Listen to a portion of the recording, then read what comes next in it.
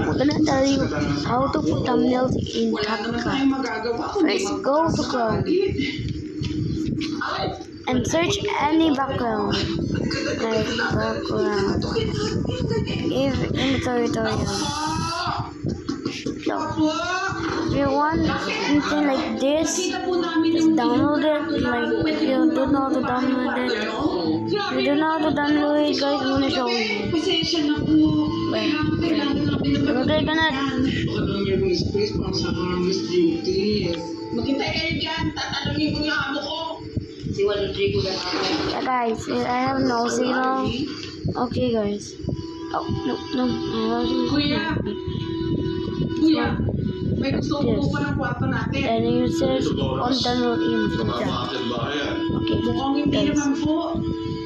Then, if you have your image, Handa na po. go to CapCut. Sige po.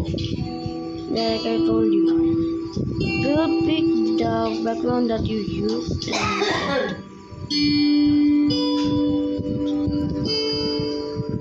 and then add overlay and I add overlay. Yeah. Then no, this is not it. Then add your picture that you do. Dito ba yung... Like that. Please, like that. Sino ba may-ari ng bahay? Siya And ba? go after that, go to remove BG and use chroma key.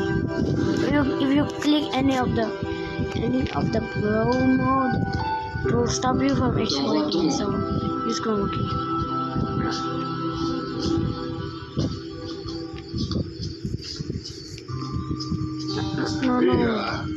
No. Nagpahanda na ako ng mga gamit mo. Yeah, like that. Maraming salamat to, pero You want to and pick, also put overlay the one that you need. If you want to do something like what a tutorial, CapCut, like what I'm doing, you download the CapCut in icon. And after that, put text. totoo. It's actually really easy Hanggang ngayon, to do, guys. Hindi ko alam kung tama yung ginawa ko eh. Pakiramdam ko kasi inabandon ako yung mga anak ko. Yeah. Naiintindihan ko. Okay, guys, I'm back. My mom told me something to do. Okay, now put text like any text that you want that fits in your